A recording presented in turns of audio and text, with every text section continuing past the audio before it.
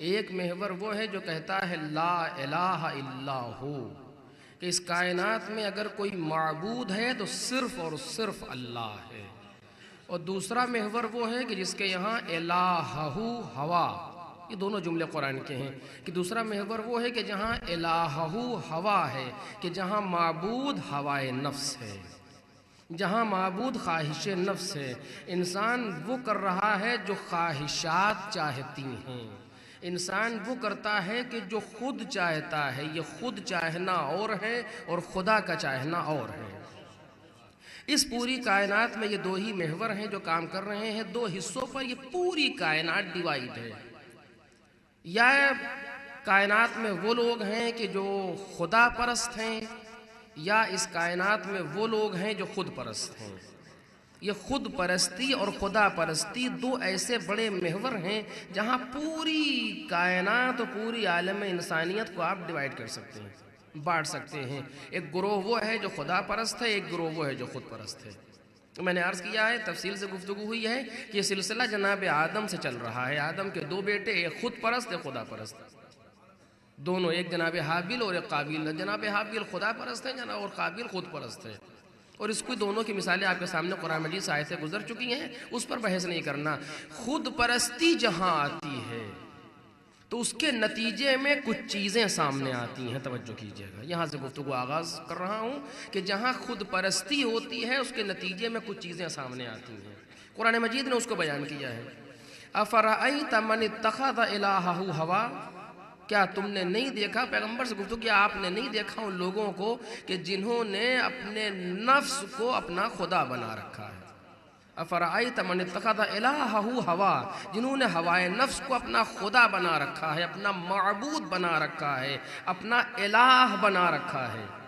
تو اس سلسلے میں پروردگار عالم نے تین نتیجے اس پر متفرع کیے ہیں، تین نتیجے سامنے آئے ہیں۔ کون سا؟ افرأیت من اتخذ الہہ ہوا، ان لوگوں نے اپنی ہوائے نفس کو خدا بنایا ہے، تو نتیجہ کیا نکل رہا ہے؟ وَأَضَلَّهُ اللَّهُ عَلَى عِلْمٍ، پروردگار نے جان بوجھ کے انہیں گمراہی میں چھوڑ دیا، پہلی چیز۔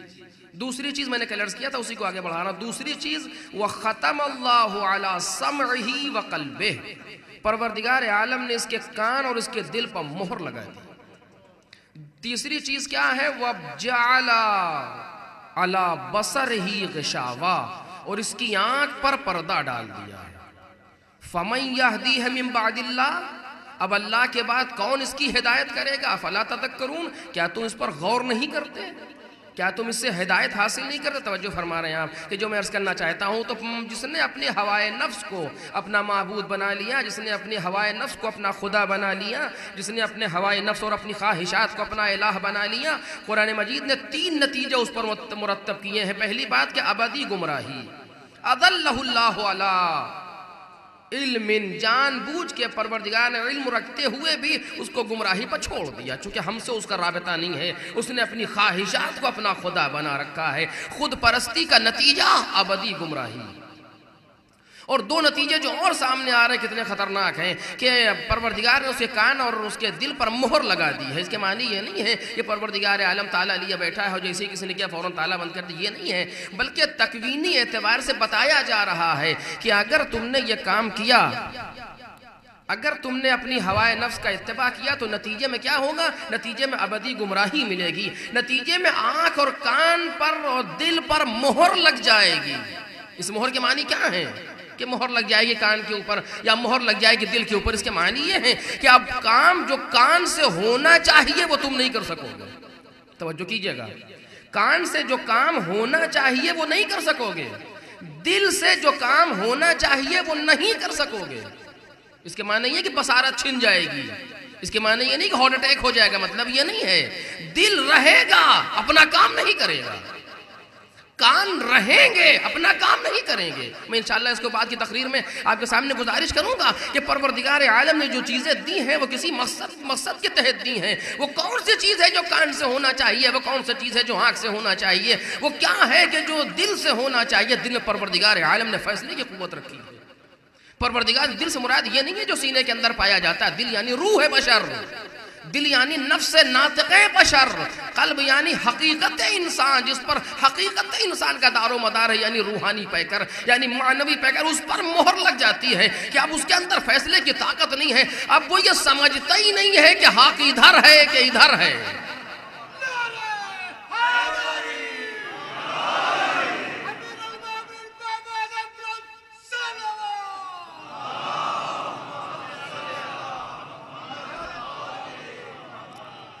جہاں انسان نے ہوائے نفس کو اپنا خدا بنایا، جہاں اپنے نفس کی خواہشات نفسانی کے پیچھے چلا انسان، یہ بات کسی اور سے مخصوص نہیں ہے، ہم اور آپ بھی اس آیت کے ضمن میں آتے ہیں۔ اگر ہم نے اور آپ نے بھی یہ کام کیا تو نتیجہ یہی نکلنے والا، اس میں کوئی تکلف کی بات نہیں ہے، چونکہ قرآن ہمیشہ کے لیے اپنا عمل جاری رکھے ہوئے ہے، جس نے بھی یہ کام کیا نتیجے میں یہی بات سامنے آنے والی ہے۔ تو قرآن کہتا ہے اگر تم نے ہوائے نفس کو اپنا خدا بنا لیا تو تمہارے کان اور تمہارے دل پر مہر لگا دی جائے گی، اب تمہیں حق کے فیصلے کی طاقت نہ رہ جائے گی۔ اب یہی نہیں سمجھ میں آئے گا کہ حق ادھر ہے کہ حق ادھر ہے۔ نہ ماضی میں لوگوں نے سمجھا حق کس طرف ہے، پوری بحث ایک حق کے اوپر اور حق کے مراحل کے اوپر، جس کو اس وقت چھیڑنا منظور نہیں ہے، کہ نہ ماضی میں لوگ سمجھ سکے کہ حق ادھر ہے یا ادھر ہے، آج بھی سمجھ میں نہیں آئے گا کہ حق ادھر ہے یا ادھر ہے۔ یہ نہ سمجھیے گا کہ مسئلہ اتنا آسان ہے، نہ کل آسان تھا نہ آج آسان ہے، کہ جو باتوں کو سمجھ لینا یا باتوں کو درک کر لینا اتنا مہم مسئلہ ہے کہ قدرت آواز دیتی ہے ان تتق اللہ یجعل لکم فرقانا، اگر تم تقوی اختیار کرو گے تو تمہارے اندر پروردگار حق و باطل کے فیصلے کی طاقت کو رکھ دے گا۔ ایک صلوات پڑھے محمد اور آل محمد۔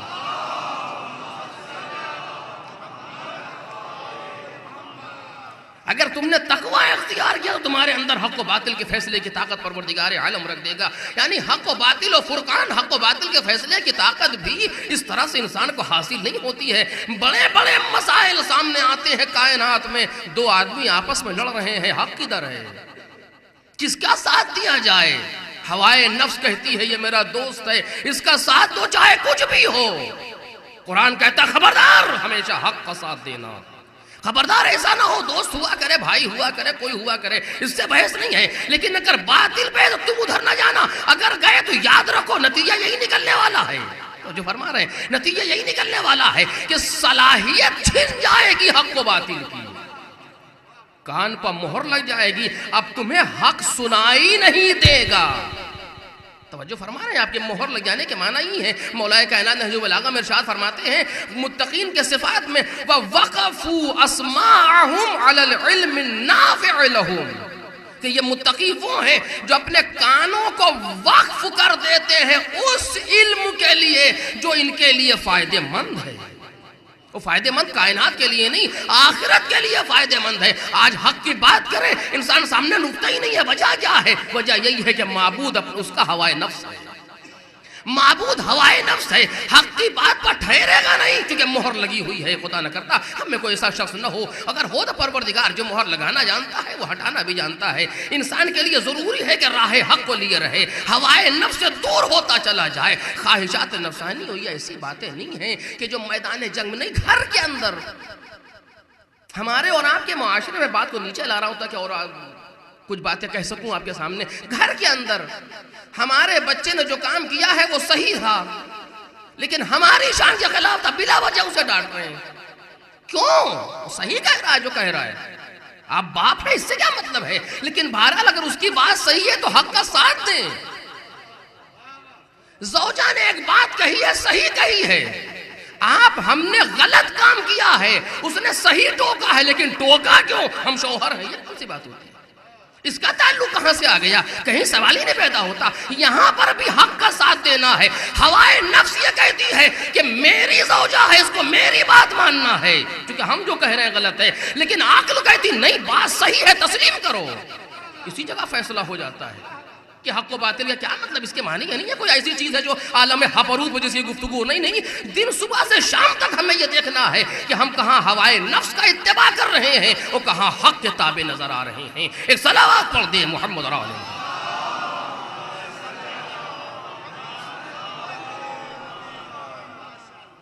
وَجَعَلَ عَلَى بَصَرِهِ غِشَاوَةً، اور پروردگار اس کی آنکھوں پر پردہ ڈال دیتا ہے۔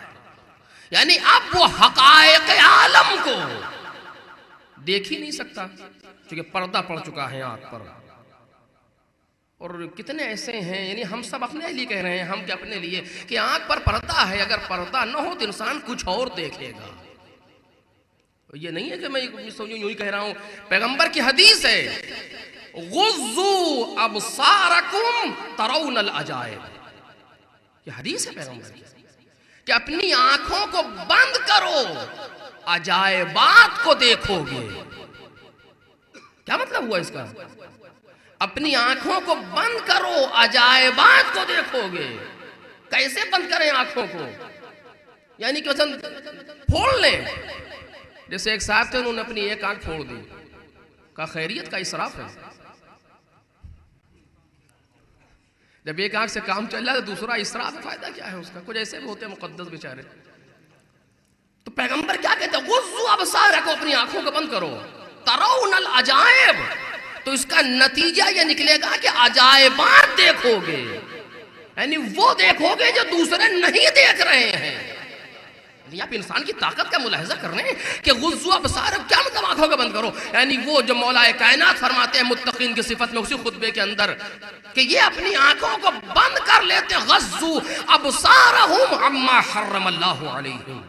پر پیغمبر نے حدیث ارشاد فرمائی کہ اپنی آنکھوں کو بند کرو. کس چیز سے بند کرو؟ مولا کائنات فرماتے ہیں کہ غضوا ابصارہم عما حرم اللہ علیہم. اپنی آنکھوں کو ان چیزوں سے بند رکھتے ہیں جنہیں خدا نے ان پر حرام کر دیا. دیکھ رہے ہیں آپ، کچھ کرنے کی ضرورت نہیں ہے، صرف جن چیزوں کو مالک نے حرام کر دیا ان کو نہ دیکھو. اگر اس پر استمرار اور اس کی عادت پڑ گئی تو اب وہ دیکھو گے جو کوئی نہیں دیکھ رہا ہے. سمجھ رہے ہیں آپ؟ یہ کیا معجزات نہیں ہیں. میں کیسے کہوں آپ کے سامنے، یہ چیزیں معجزہ نہیں ہیں، یہ انسان کے اختیاری افعال ہیں. اس کو معجزہ نہیں کہتے. یہ اپنی طاقت کو ایکچولائزیشن کی منزل میں لانا ہے، اپنی طاقت کو نکھار کے باہر لانا ہے. یہ وہی طاقت ہے جو خدا نے دی ہے، معجزہ نہیں ہے. معجزہ تو اس سے کہیں بلند مرحلہ ہے. یہ تمہارے اندر طاقت موجود ہے کہ اگر اپنی آنکھوں کو بند کر لو گے ان چیزوں سے جسے پروردگار نے حرام کیا ہے تو عجائبات نظر آنے لگیں گے. ایک صلوات پڑھ دے محمد علیہ.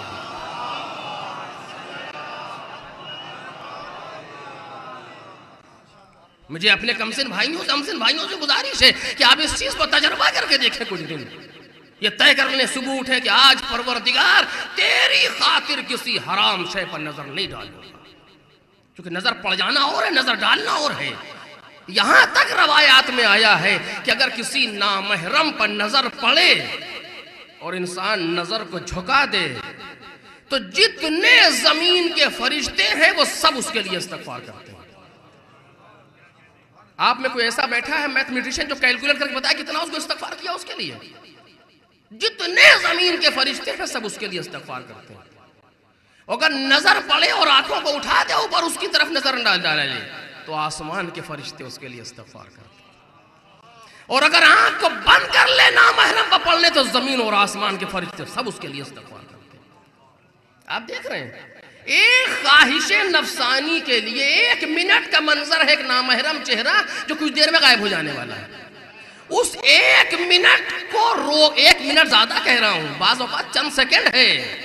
اس چند سیکنڈ کی اتباع نفس کے لیے اتنا بڑا نقصان کر رہا ہے انسان کہ جہاں فرشتوں کا اتنا استغفار اس کے کھاتے میں لکھا جانے والا ہے. آپ سوچئے مجھ سے کوئی اگر یہ کہہ دے کہ اس نامحرم کو نہ دیکھیے 1 لاکھ درہم آپ کے اکاؤنٹ میں آج ہی ڈال دوں گا، کیا مجال کہ نامحرم نہیں کوئی آ جائے؟ دیکھ رہے ہیں آپ کہ کیا مجال کہ کوئی سامنے سے گزر جائے، کتنا ہی حسین ہو چہرہ ہو، لیکن چونکہ 1 لاکھ درہم آنے والا ہے کبھی نظر پڑنا تو کیا بلکہ اسی بند ہوگی کہ پھر اب کیا کیا جائے. لیکن پروردگار کہتا ہے 1 نظر کو جھکا دو، میں زمین اور آسمان کے فرشتوں کا استغفار تمہارے کھاتے میں لکھوں گا. ایک صلوات پڑھیے محمد اور آل محمد.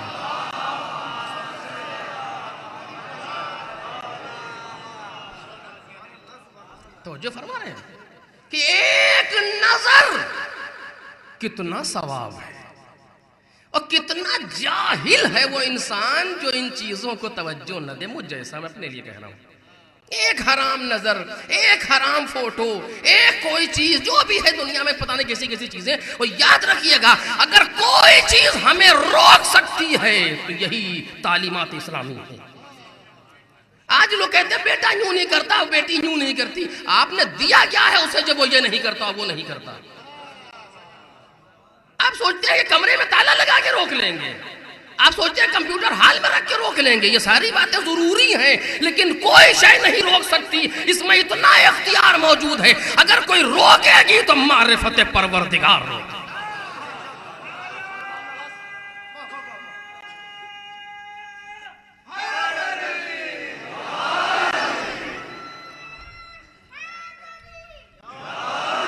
اگر کوئی شے انسان کو روک سکتی ہے، اتنا بڑا ایسی طاقت ہے اس کے اندر موجود ہے. آپ میرے سامنے کیا کیا روکیے گا؟ آپ میرے ذہن کو آپ روک لیں گے، تصور ذہن میں کروں گا، لیکن کون روک سکتا ہے کہ صرف اور صرف پروردگار. وہ معرفت پیدا کرے اپنے بچے کے اندر کہ پھر کوئی بھی منظر سامنے ہو، کسی قسم کا ہو، چاہے جس قسم کا گناہ ہو، لیکن بچہ آگے نہ بڑھ سکے گا اس معرفت الہی کے نتیجے میں. لیکن ہم نے کیا کیا؟ خالی بچوں کا رونا ہے بڑھاپے میں آ کر کے. یہ نہیں سوچا کہ ہم بچے کو کیا دے رہے تھے. تو یہ تو بالکل طے ہے کہ جو بویا وہ تو کاٹنا پڑے گا ہی. یہ ممکن ہی نہیں ہے کہ انسان بوئے گندم کاٹے جو سوال ہی نہیں پیدا ہوتا. جو لگا رہے ہیں اسے کاٹنا پڑے گا. میرے تمام جوانوں سے گزارش ہے، اور جتنے بھی وہ افراد ہیں جو نئے شادی شدہ ہیں یا نئے باپ یا ماں بنے ہیں، ان سے گزارش ہے توجہ کریں اپنے بچوں پر. یہ باتیں یہاں کہنا نہیں تھی لیکن جلدی جلدی بات آ گئی لہذا کہہ رہا ہوں. توجہ کریں اپنے بچوں پر، چونکہ آپ کو معلوم ہے کہ بچے کا حق کیا ہے باپ پر. میرے عزیزو، میرا تو تجربہ نہیں ہے، میں تجربہ کیا کہوں، ابھی اتنی عمری کسی کی نہیں ہے اپنے لیے، لیکن سب سے مشکل چیز جو دیکھی ہے اب تک وہ بچے کی تربیت ہے. سب سے مشکل امر جو ہمارے سامنے آیا وہ بچے کی تربیت ہے. اپنی تربیت اور بچے کی تربیت. چونکہ بچہ ہمارے قول سے نہیں لیتا، ہمارے عمل سے لیتا ہے. بچہ ہمارے عمل کو کیچ کرتا ہے اور اس کے ذریعے سے اخذ کرتا ہے. گھر میں ایک بار آپ جھوٹ بول دیے، بچے نے سیکھ لیا. اب کہتے رہیے جھوٹ حرام ہے، اس کے ذہن میں آ گیا کہ یوں بولا جاتا ہے. ایک بار کسی نے جھوٹ بولا، بچے نے سیکھ لیا. ایک بار کسی نے غضب غصہ کیا، بچے نے سیکھ لیا. آپ نے پہچانا؟ یعنی پوری اپنی زندگی کو ماں باپ کو ٹھیک کرنا ہوگا اگر بچے کی تربیت کرنا ہے. پہچان رہے ہیں آپ؟ اور گھر میں ماحول ہونا چاہیے، گھر میں دین کا ماحول بنانا پڑے گا اگر بچے کی تربیت کرنا ہے.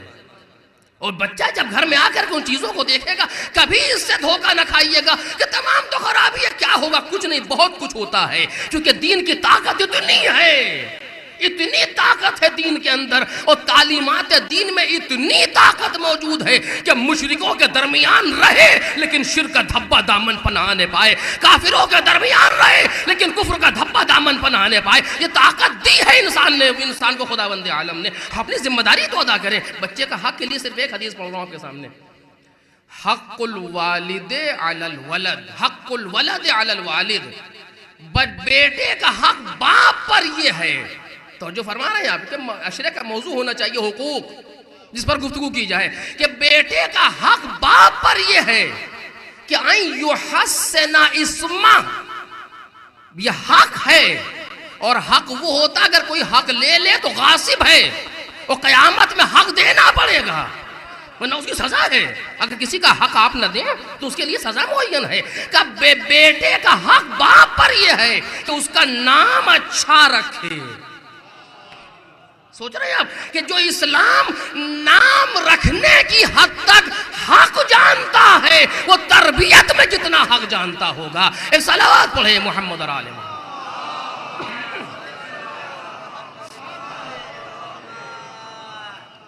تو غرض کے میں عرض کر رہا تھا آپ کے سامنے کہ پروردگار عالم نے انسان کے اندر وہ صلاحیت رکھی ہے کہ اگر تم نے ہوائے نفس کا اتباع کیا تو صلاحیت بات ہو جائے گی.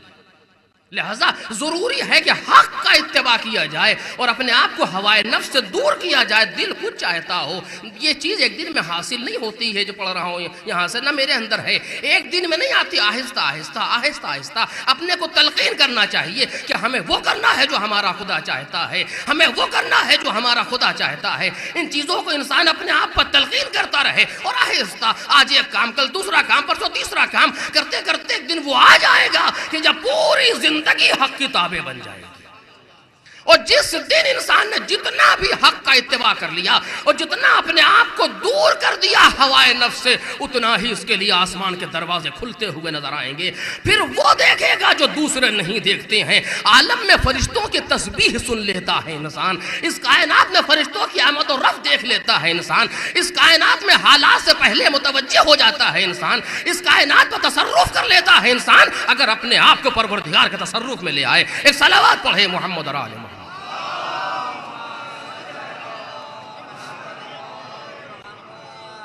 بس میں اپنی بات کو ایک حدیث کے ذریعے سے مدلل کر کے بات کو اپنے ختم کرنا چاہتا ہوں اس موضوع پر۔ حدیث کیا ہے؟ حدیث قدسی۔ حدیث قدسی کی میں تعریف پہلے کر چکا ہوں لیکن پھر ایک بار کہہ دیتا ہوں۔ حدیث قدسی وہ ہے جو پروردگار کا کلام ہے لیکن قرآن نہیں ہے۔ اتنا کافی سمجھنے کے لیے کہ کلام الہی ہے مگر قرآن نہیں ہے۔ قرآن کے علاوہ جو پروردگار کی باتیں پیغمبر کے ذریعے سے یا اماموں کے ذریعے سے پہنچی ہیں اسے حدیث قدسی کہا جاتا ہے۔ حدیث قدسی بھی جملہ ہے، یا ابن آدم، بات کی عمومیت دیکھ رہے ہیں، اے آدم کے بیٹو، مومنین و متقی، مسلمان و صالحین، یہ سب کچھ نہیں۔ یا ابن آدم، اے اولاد آدم، یہاں سے بات شروع ہوتی ہے۔ خلقتک للبقاء، ہم نے تجھے پیدا کیا ہے باقی رہنے کے لیے۔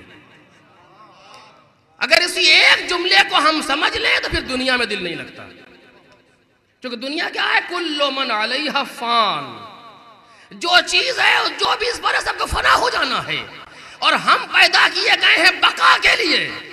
نتیجہ کیا نکلے گا؟ یہ ممکن ہے کہ یہ گلاس ٹوٹ جائے، پانی اس میں رہ جائے کا سوال ہی نہیں ہے۔ اگر ظرف نہیں تو مصروف کہاں رہے گا؟ کیسے ہو سکتا ہے کہ یہ پانی بچ جائے، گلاس ٹوٹ جائے پھر بھی پانی بچ جائے؟ کیا ممکن ہے کسی دوسرے گلاس سے بدل دیں گے؟ توجہ فرمائی آپ نے؟ تو ہم دنیا میں، دنیا تو بن مٹ جانے کے لیے ہے، ہم باقی رہنے کے لیے پھر کس لیے ہے؟ کہ تم دنیا میں نہ رہو گے تمہیں کہیں اور لے جائیں گے۔ یعنی پہچانا کہ تم کو دنیا کے لیے نہیں بنایا ہے۔ خلقتک للبقاء کا لفظ بتا رہا ہے کہ ہم دنیا کے لیے نہیں بنائے گئے، ہماری جگہ کہیں اور ہے۔ یہ تو ایک گزرگاہ ہے جہاں سے گزارا جا رہا ہے تاکہ اپنے جوہر کو تم دکھا سکو، اپنی طاقتوں کو تم سامنے لا سکو، کل کے لیے سامان فراہم کر سکو۔ کہ خلقتک للبقاء، اے آدم کے بیٹے میں نے تجھے بقا کے لیے بنایا ہے۔ انا حی لا اموت، میں وہ زندہ ہوں جسے کبھی موت نہیں آئے گی۔ خدا کہہ رہا ہے، اب توجہ کیجئے کہ جو باتیں کہہ رہا ہوں، انا حی لا اموت، میں وہ زندہ ہوں جسے کبھی موت نہیں آئے گی۔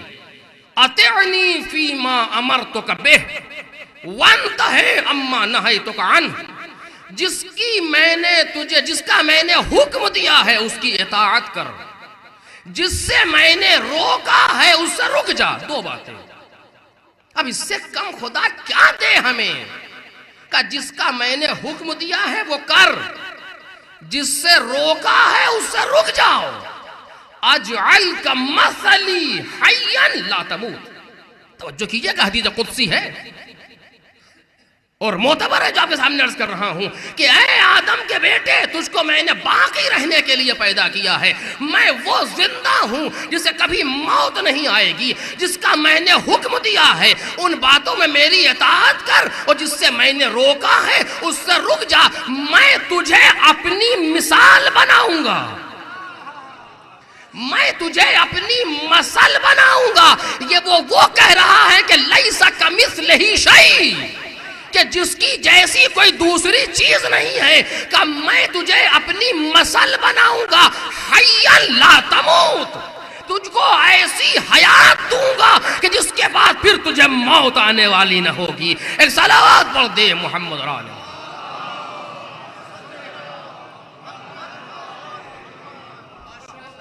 آپ نے پہچانا، لیکن دوسرا جملہ اس سے زیادہ سخت ہے، اس کو آپ کے سامنے بیان کر لوں پھر اس کے بعد بات آگے بڑھ جائے۔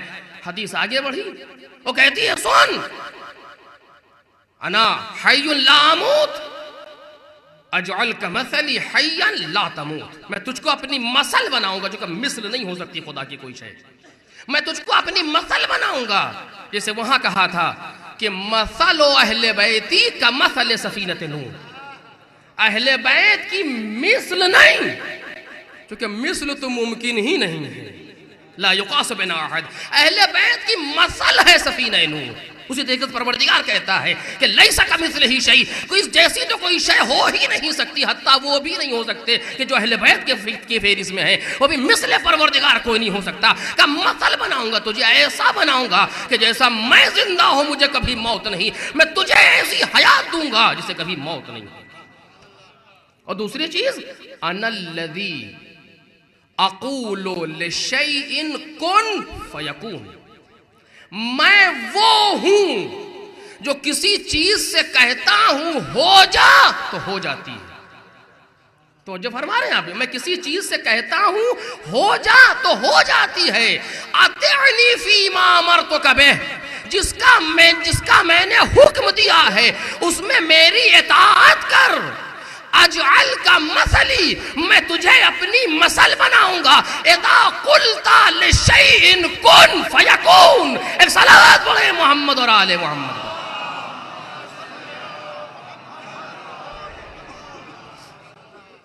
میں تجھے اپنی مثل بناؤں گا. اور مثل کیسے بناؤں گا کہ میری یہ شان ہے، کہتا ہوں کہ کسی چیز سے کن تو فیکون، وہ کہتا ہو جا تو ہو جائے گی. میں تجھے اتنا اختیار دوں گا کہ تو کسی چیز سے کہے گا ہو جا تو ہو جائے گی.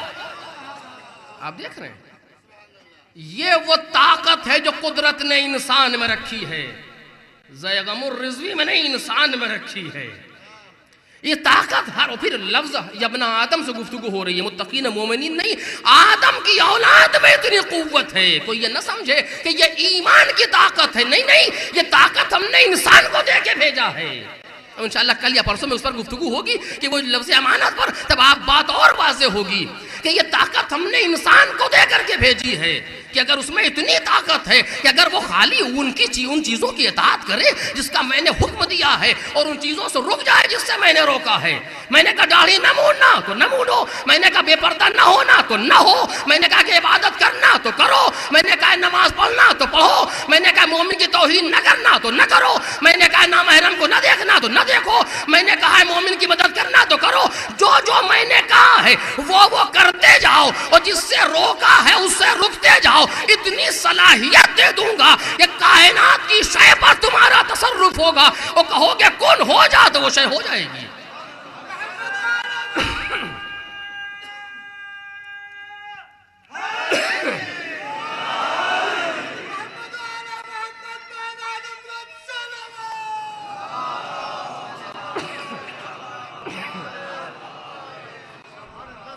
اور اسی جگہ پر ایک واقعہ آپ کے سامنے نقل کر رہا ہوں، ممکن ہے پہلے عرض کیا، مجھے یاد نہیں ہے، جلدی سے.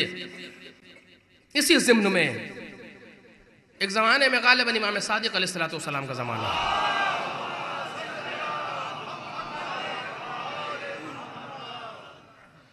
حضرت کو یہ خبر دی گئی کہ ایک شخص ہے جو غیب کی خبریں بتا رہا ہے، مسیحی ہے مثلا یا کوئی اور، مسلمان نہیں، غیب کی خبریں بتا رہا ہے اور لوگ اس کی طرف مائل ہو رہے ہیں. لہذا آپ کا اچھا کہاں ہے؟ فلاں جگہ کا بلاؤ. بلایا گیا، مختصر کر رہا ہوں، شاید پہلے کہا ہوں، مختصر کر رہا ہوں. بلایا گیا، آیا تو مولا نے کہا کہ میں نے سنا ہے کہ تو غیب کی خبریں بتاتا ہے. تو اس نے کہا جی بتاتا ہوں. تو کہا بتا میرے ہاتھ میں کیا ہے؟ حجت خدا امام وقت، بتا میرے ہاتھ میں کیا ہے؟ پیشانی کا پسینے آئے. کہ بتانے میں دیر کیوں ہو رہی ہے؟ کہ مجھے معلوم تو ہے کہ کیا ہے، لیکن اس بات پر حیرت زدہ ہوں کہ آیا کیسے.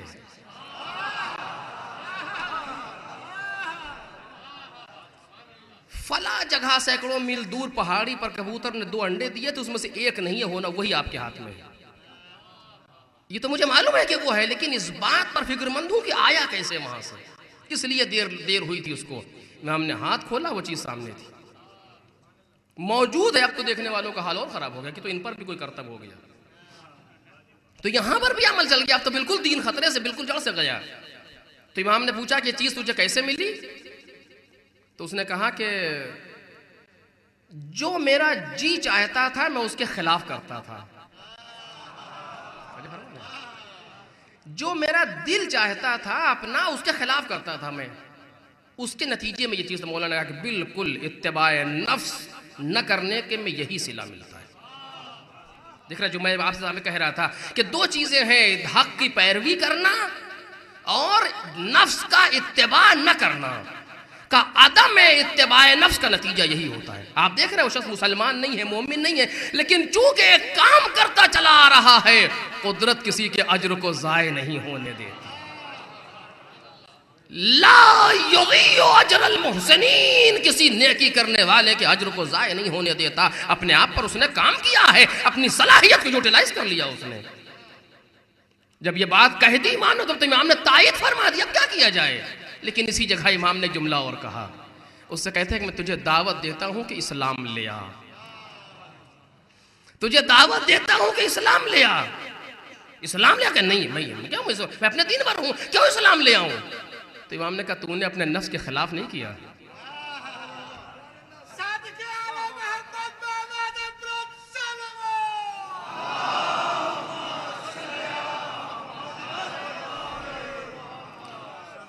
تو نے نفس کی مخالفت نہیں کی۔ تیرا نفس چاہتا تھا کہ اسلام نہ لا، تو تیرے کلیے کے اعتبار سے تو تجھ کو اسلام لانا چاہیے، بس یہ سننا تھا کہ ضرب فنی ہو گیا، فنی ضرب کھا گیا، کہتا ہے میں اسلام لاؤں گا، اشہد ان لا الہ الا اللہ، وہ ہو چکا۔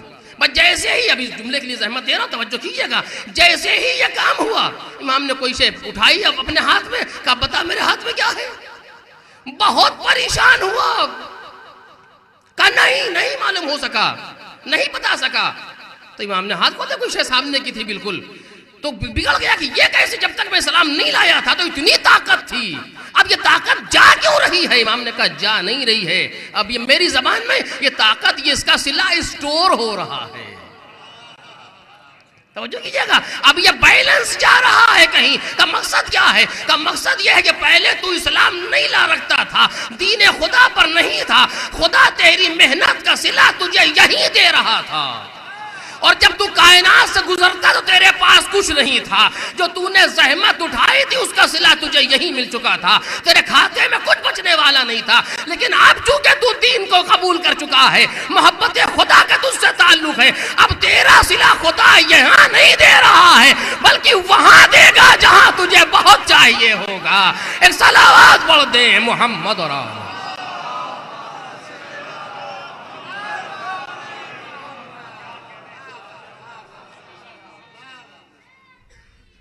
تو پروردگار عالم نے کسی کے صلے کو ظاہر نہیں ہونے دیا، تو آپ نے پہچانا کہ دو چیزیں ہیں اپنی طاقتوں کو ظاہر کرنے کے لیے، دو چیزیں ہیں کہ جن کے ذریعے سے طاقت انسان کی ظاہر ہوتی ہے۔ ایک چیز کہ حق کا دامن نہ چھوٹنے پائے، لکھ لیں اپنے دل پر کہ کوئی ہو لیکن وہ کہوں گا جو حق ہوگا، قُلِ الْحَقْ وَلَوْ عَلَى نَفْسِكَ، حق کہو چاہے اپنے خلاف کیوں نہ ہو، حق کہنا چاہیے۔ پہلے مرحلے میں دامن حق نہ چھوٹنے پائے، اور دوسرے مرحلے میں خواہشات نفسانی کا اتباع نہ ہونے پائے، خواہشات نفسانی کی پیروی نہ ہونے پائے۔ اگر یہ دو کام انسان کر لے تو پھر وہ دیکھے گا جو دوسرے نہیں دیکھتے، وہ سنے گا جو دوسرے نہیں سنتے، وہ سوچے گا جو دوسروں کے ذہن میں نہیں آتی بات۔ آپ دیکھیں حدیث میں ہے کہ المومن ینظر بنور اللہ، مومن وہ ہے جو اللہ کے نور سے دیکھا کرتا ہے، مومن وہ ہے جو اللہ کی کتنے ایسی چیزیں ہیں، میں کہاں تک عرض کروں آپ کے سامنے، کتنی ایسی چیزیں ہیں جو ہمارے مراجع کے پاس تھیں اور ہیں، لیکن بدبختی یہ ہے کہ آپ لوگوں نے علماء کے نام پر ہم جیسے بے عمل لوگوں کو دیکھا ہے۔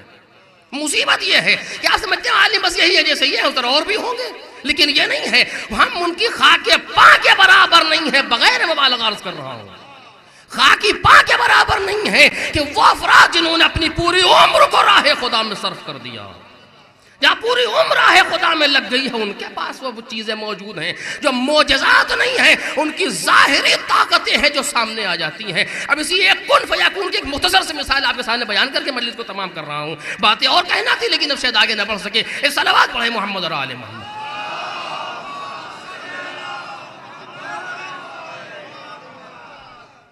جناب شیخ حسن علی نخودکی، جو لوگ مشہد گئے ہیں وہ جانتے ہیں، اور جو لوگ نہیں گئے ہیں پروردگار بحق محمد و آل محمد سب کو امام کی زیارت نصیب فرمائے۔ مشہد میں اگر آپ جائیں تو جو صحن انقلاب ہے، جہاں وہ بیمار باندھے جاتے ہیں، جو زنجیر، جو ایک کھڑکی بنی ہے کہ جہاں بیماروں کو باندھا جاتا ہے، اس کے بالکل سامنے جو گیٹ ہے جو نکلتا ہے تبرسی کی طرف، اس جگہ پر قبر ہے ان کی، آج بھی ہے۔ شیخ حسن علی نخودکی تک میں 100 سال کا واقعہ عرصہ گزرا ہے کہ دنیا میں تھے، وہ مرجع وقت تھے اس وقت۔ ان کے پاس جو صلاحیتیں آج ان کا شہرہ پورے میں ہے، پہلے میں وہ عرض کروں کہ جو اطاعت تھی، پھر وہ آپ کے سامنے جو ان کے پاس صلاحیت تھی، یہ اس وقت کا واقعہ ہے جب حرم بند ہوتا تھا رات میں۔ تو ایک خادم نے دیکھا کہ وہ نماز کے عالم میں مشغول ہے، صحن میں بھی، صحن میں کھڑے نماز پڑھ رہے ہیں، اسی صحن میں اور نماز پڑھ رہے تھے، برف باری دھیرے دھیرے ہو رہی تھی، لیکن اسی میں کھڑے نماز پڑھ رہے تھے۔ اب وہ بیچارہ کھڑا ہے کہ اب یہ نماز ختم ہو تو ہم اٹھ چل جائیں، رکوع میں تھے کہ رکوع سے یہ اٹھیں تو ہم بند کر کے جائیں۔ کسی بزرگ نے دیکھا، اس نے کہا کہ تم کو رکوع میں رہنے تو تم چلو۔ لوگ حرم بند کر کے چلے گئے۔ اب یہ جب بھی 12 بجے کا واقعہ ہو، جس وقت حرم بند ہوتا رہا ہو، جب نماز صبح کے لیے آ کے حرم کھولا ہے تو رکوع میں پایا تھا، اور اتنی برف پیٹھ پر جمع تھی۔ یہ کون ہے؟ یہ کوئی امام ہے؟ کوئی نبی ہے؟ کوئی رسول ہے؟ ہمارے اور آپ جیسا ایک انسان ہے، یا اس سے زیادہ کچھ ہے؟ ایک انسان ہے جو ہمارے آپ کی طریقے دنیا میں آیا، لیکن اس نے اپنے نفس پر قابو پا کے حق کا دامن نہیں چھوڑا، نفس کا اتباع نہیں کیا۔ نتائج ابھی آپ کے سامنے آنے والے ہیں۔ دیکھا کہ پیٹھ پر برف جمی ہے اور رکوع کے عالم میں کھڑے ہیں۔ کوئی ایسی تاریخ نہیں جو ہمارے نہ ہوئی ہو۔ ہماری تاریخ میں ایسے لوگ ہیں، جناب اویس کا کلمہ پڑھنے والے کتنے ایسے ہیں جو اویس کا نام اپنے مقصد کے لیے بیان کرتے ہیں، لیکن جناب اویس کا عالم یہ تھا جن کی خوشبو پیغمبر محسوس کر رہے تھے۔ جناب اویس کرنی کا حال یہ ہے کہ کہتے ہیں کہ آج میرے رکوع کی رات ہے، اور پوری رات رکوع میں جھکے ہوئے سبحان ربی العظیم و بحمدہ۔ آج میرے سجدے کی رات ہے، اور پوری رات سجدے پڑے ہوئے سبحان ربی الاعلی و بحمدہ۔ تو ایسے لوگ گزرے ہیں کائنات کے اندر۔ کچھ پانے کے لیے کچھ کھونا پڑتا ہے۔ ایک صلوات پڑھے محمد اور آل محمد۔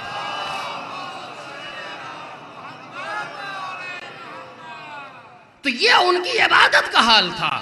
اب ایک جلدی سے جملہ سن لیں، میں اس کو بند لفظوں میں گزارش کروں گا، لیکن بہرحال جہاں رہتے تھے اسی جگہ پڑوس میں کچھ دور پر ایک کوئی تاجر رہتا تھا، اچھا بڑا تاجر تھا۔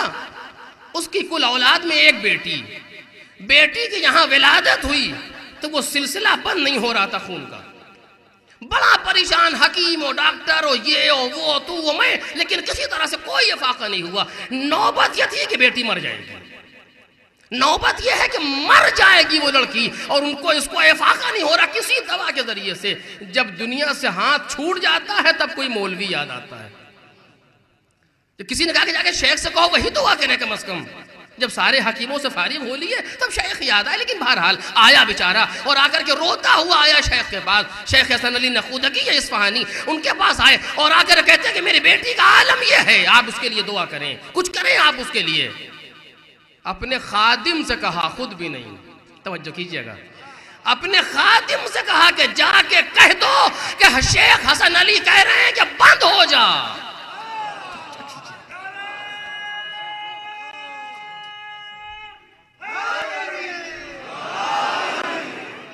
اب وہ خادم آیا اور کہنے لگا اے خون، حسن علی کہہ رہے ہیں رک جا۔ ایک جملے سے وہ چیز سلسلہ ختم ہو گیا۔ آپ نے پہچانا نہ کوئی دعا ہے، نہ کوئی عبادت ہے، نہ کوئی اطاعت ہے، کچھ نہیں ہے۔ عبادتیں کرتا ہے تو یہ صلہ ملتا ہے۔ آپ نے پہچانا کہ یا ابن آدم اجعلک مثلی انا الذی اقول لشیء کن فیکون اطعنی فیما امرتک بہ اجعلک مثلی اذا قلت لشیء کن فیکون۔ میں آدم کے بیٹے، میں وہ ہوں جو کسی چیز سے کہتا ہوں ہو جا تو ہو جاتی ہے۔ اگر تو نے میری اطاعت کی جس کا میں نے حکم دیا ہے تو میں تجھے اپنی مثل بنا دوں گا۔ کسی چیز سے کہے گا کہ ہو جا تو ہو جائے گی۔ ایک صلوات پڑھ دے محمد اور آل محمد۔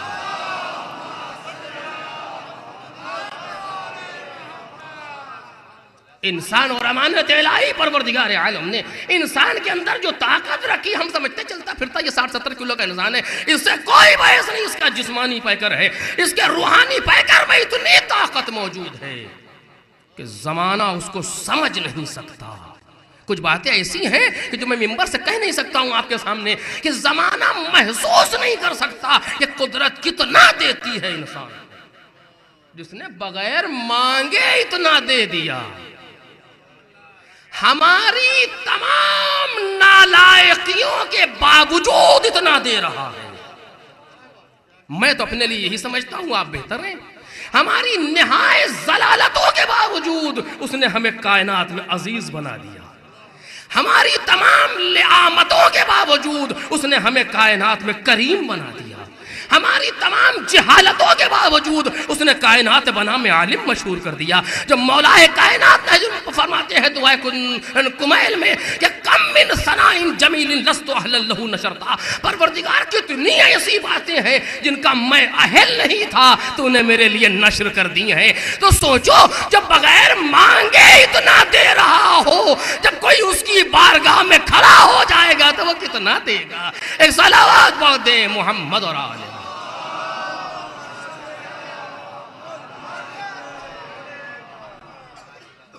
کتنا وہ عطا کرنے والا ہے، لیکن شرط وہی دو ہے کہ حق کا دامن نہ چھوٹنے پائے، اپنے نفس کا اتباع نہ ہونے پائے۔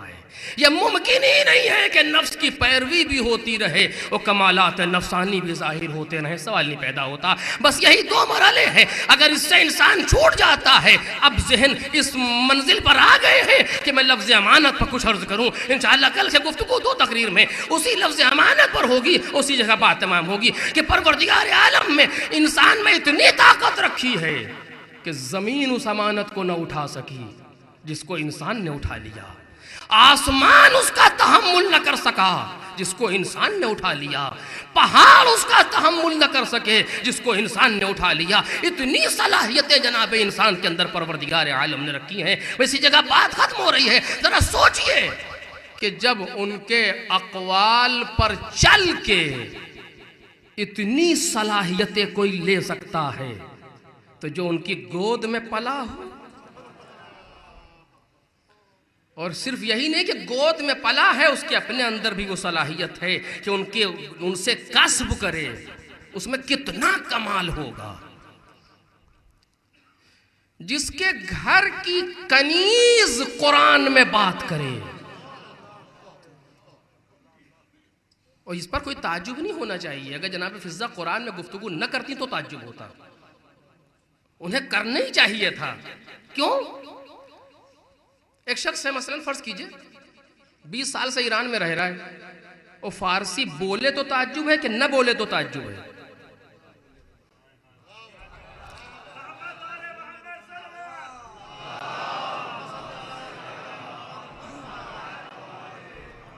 پھر میں ہم سوچتے دوسری طرف سے ہیں، 1 سال 20 سال سے لندن میں رہ رہا ہے، تو لندن اگر انگلش بولے تو تعجب ہے کہ نہ بولے تو تعجب ہے؟ کہ نہ بولنے پر تعجب، اسے تو بولنا ہی چاہیے، کیونکہ جہاں ساری چیزیں انگلش میں ہیں تو کیسے نہیں بولنا کمبخت، اسے بولنا ہی چاہیے تھا۔ جب ایران میں رہ رہا ہے، اتنے سال سے ایران میں فارسی نہیں آتی، صبح سے شام تک سارا کام فارسی میں ہے۔ اب میں عربی کی مثال تو نہیں دوں گا، بہرحال ایک صلوات پڑھیں آپ محمد اور آل محمد۔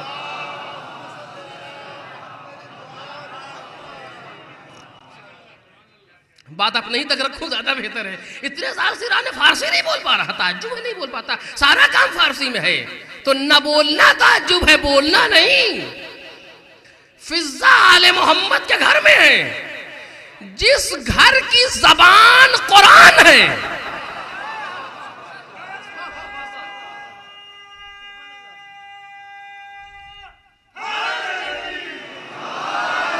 یہاں مولانا قرار حسین وائس کا جملہ آپ کے سامنے نقل کر رہا ہوں کہ قرآن نام ہے آل محمد کے گھر میں بولی جانے والی زبان کا، اسلام نام ہے آل محمد کے آنگن میں پائی جانے والی تہذیب کا۔ ایک صلوات پڑھیں محمد اور آل محمد۔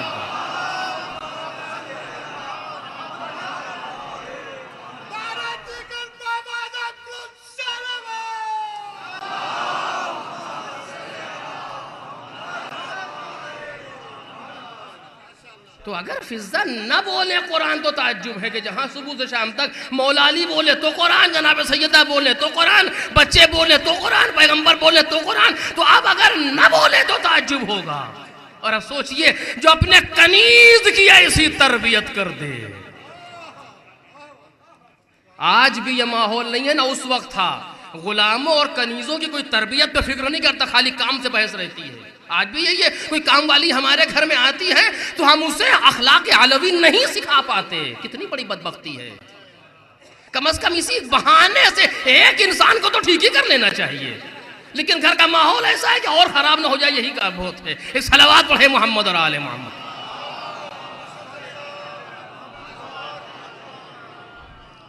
تو جہاں کنیزوں پر، غلاموں پر توجہ نہ ہوتی ہو، ایسے ماحول میں کوئی گھر میں آ جائے اور اس کو اتنا علم دے دیا جائے، اتنی تربیت کر دی جائے کہ 20 سال تک دنیا کے ہر سوال کا جواب قرآن کی آیت سے دے رہی ہو۔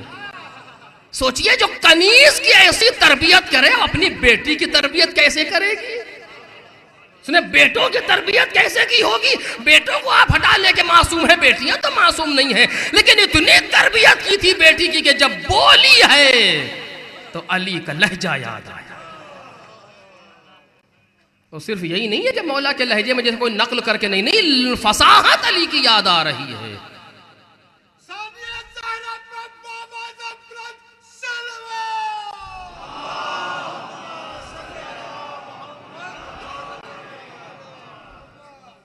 ایسی بولنے والی بول رہی ہے کہ جہاں علی کی فصاحت یاد آ رہی ہے۔ راوی کہتا ہے میں نے سنا کہ جیسے لگ رہا تھا کہ علی بول رہے ہیں، تو میں نے پوچھا کیا قیامت آ گئی؟ چونکہ نابینا ہے صحابی، پوچھتا کیا قیامت آ گئی؟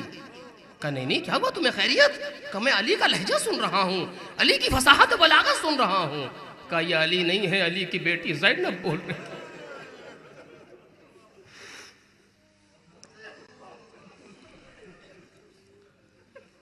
جہاں یہ عالم ہو وہاں اطاعت کا جب حال یہ ہے زینب کی کہ پورا واقعہ کربلا کا گزر گیا ہے، وہ زینب کہتی ما رأیت الا جمیلا، میں نے سوائے خوبی کے کچھ نہیں دیکھا خداوند عالم کی طرف سے۔ جہاں یہ عالم اطاعت کا ہو وہاں زینب کے پاس اختیارات کتنے ہوں گے، اور ان اختیارات پر قابو پا لینا خدا کے لیے۔ تم زنجیر پہناؤ گے ہم چپ رہیں گے خدا کے لیے، تم تازیانے لگاؤ گے ہم برداشت کر لیں گے خدا کے لیے، تم توہین کرو گے ہم برداشت کر لیں گے خدا کے لیے۔ اگر مالک کی مرضی یہی ہے تو میں سب برداشت کر لوں گی۔ اس شخصیت کا نام ہے زینب کبریٰ۔ لو عزیزو، زینب بازاروں سے گزر رہی ہے، زینب درباروں سے گزر رہی ہے۔ میں آپ کے سامنے کچھ عرض کروں گا، لیکن یاد جگہ پر ایک جملہ آگے پڑھنا چاہتا ہوں کہ جب قافلہ کوفے میں پہنچ چکا ہے، بس آخری منزل ہے، جلدی جلدی مجلس تمام ہو رہی ہے، یہ قافلہ کوفے پہنچ چکا ہے، ابن زیاد ملعون نے یہ منادی کروائی کہ لوگ مسجد کوفہ میں جمع ہو جائیں، نماز باجماعت ہوگی، مجھے کچھ کہنا ہے۔ لوگ مسجد کوفہ میں جمع ہو گئے۔ نماز کے بعد یا پہلے ابن زیاد منبر پر آیا، اور منبر پر آ کر کے اس نے ایک خطبہ دیا، اور خطبے میں جو جملے اس نے کہے ہیں وہ میں کہہ نہیں سکتا آپ کے سامنے۔ اس نے کہا کہ خدا نے یزید کو کامیاب کیا، جملے کچھ اور ہیں لیکن میں کہہ نہیں سکتا، یزید کو کامیاب کیا اور حسین کو قتل کیا۔ یہ لفظ نہیں تھا، ابھی اگر آپ جواب سے سمجھ لیجئے گا تو سمجھ لیجئے گا، یہ لفظ نہیں ہے، دوسرا لفظ ہے، لیکن کہا نہیں جاتا مجھ سے کہ حسین کو قتل کیا۔ بس اتنا سننا تھا کہ ایک نابینا صحابی دیوار کا سہارا لے کھڑا ہوا، اے ملعون، تو جھوٹا ہے، تیرا باپ جھوٹا ہے، اور جس نے تجھے مامور کیا ہے وہ جھوٹا، اس کا باپ جھوٹا، تو فرزند رسول پر ایسا الزام لگا رہا ہے۔ اگر آپ نے سمجھ لیا ہو تو سمجھ لیا ہو، میں کہہ نہیں سکتا۔ تو فرزند رسول پر ایسا الزام لگا رہا ہے، تو سمجھتا ہے کہ تو نے آل رسول کو قتل کر دیا اور اپنے آپ کو کامیاب کر لیا۔ تو پوچھتا ہے یہ کون ہے؟ کہتا میں ہوں عبداللہ ابن عفیف، تو نے بہترین لوگوں کو قتل کیا جن کے شان میں آئے تطہیر نازل ہوئی ہے، قرآن جن کا قصیدہ پڑھ رہا ہے، ان کو قتل کر کے آج یاوا سرائی کر رہا ہے ممبر پر بیٹھا ہوا۔ بس یہ سننا تھا، اس نے کہا پکڑ لو اس شخص کو۔ جلاد آگے بڑھے، لیکن قبیلہ ازد کے جوان کھڑے ہوئے جو کہ بزرگ قبیلہ ہے، کہا نہیں، آپس میں جنگ ہوئی اور چھڑا کر کے مسجد سے ابن زیاد کے سپاہیوں سے عبداللہ ابن عفیف کو جوان ان کے گھر تک لائے۔ عبداللہ ابن عفیف کی اولاد میں ایک بیٹی ہے، باقی کوئی نہیں۔ گھر پہنچے تھے کہ یہ خبر ہو گئی کہ ابن زیاد نے سپاہیوں کو بھیجا ہے کہ گرفتار کر کے لائے عبداللہ ابن عفیف کو۔ قبیلہ ازد کے تمام لوگ آ کے حفاظت کے لیے آئے۔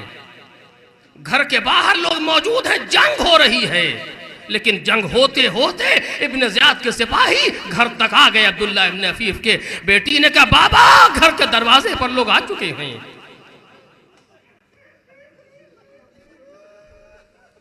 اور عبداللہ ابن عفیف کہتے بیٹی دروازہ کھول دے۔ یا مقتل نے یہ لکھا کہ دروازہ توڑ کے لوگ وارد ہوئے۔ بیٹی رونے لگی تو باپ کہتا ہے بیٹی علی کے چاہنے والے موت سے ڈر کے رویا نہیں کرتے۔ جملے سنیں کہ مقتل نے لفظ لکھا ہے کہ بابا میں موت سے ڈر کے نہیں رو رہی، میں اس بات پر رو رہی ہوں اگر آج میں بیٹا ہوتی تو تمہارے کام آتی۔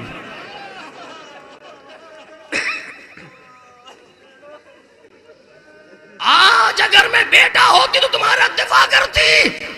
باپ نے کہا بیٹی سچ کہتی ہے بیٹا، بازوؤں کی قوت ہوتا ہے، لیکن آج تو میری آنکھوں کی بصارت بن جا، میری تلوار لا، مجھے یہ بتاتی رہنا کہ حملہ کدھر سے ہو رہا ہے۔ علی کا نابینا صحابی ہے، داہنی آنکھ جمل میں شہید ہوئی، بائیں آنکھ صفین میں شہید ہوئی۔ وہ کہتا میں نے پوچھا تھا اپنے مولا سے کہ میرے مولا یہ بتائیے کہ مجھے موت کیسے آئے گی، تو علی نے کہا تھا کہ میرے حق پر لڑتے لڑتے موت آئے گی۔ میں اسی شہادت کی خواہش میں علی کے ہم رکاب جنگ کرتا تھا۔ جمل میں گیا تو میری آنکھ میں تیر لگا، میری داہنی آنکھ شہید ہو گئی۔ میں صفین میں آیا، میری بائیں آنکھ شہید ہو گئی۔ اس کے بعد میں جنگ نہ کر سکا، مایوس ہو رہا تھا، لیکن اپنے مولا کی بات پر یقین تھا۔ آج مجھے معلوم ہوا کہ میں بچا نہیں ہوں، بچایا گیا ہوں۔ اگر آج میں نہ ہوتا تو ابن زیاد ملعون اتنی بڑی بات کہہ کے نکل جاتا، کوئی روکنے والا نہ ہوتا۔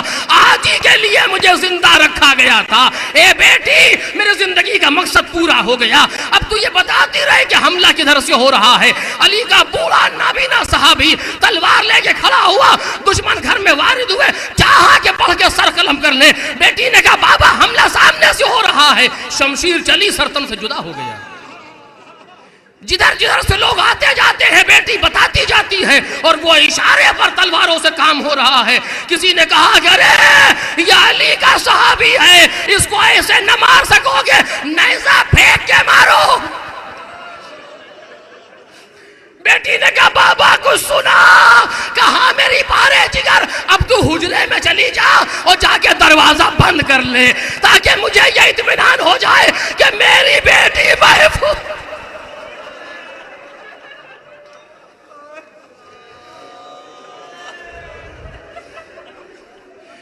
لوگ اسیر کر کے عبداللہ ابن عفیف کو ابن زیاد کے سامنے لائے۔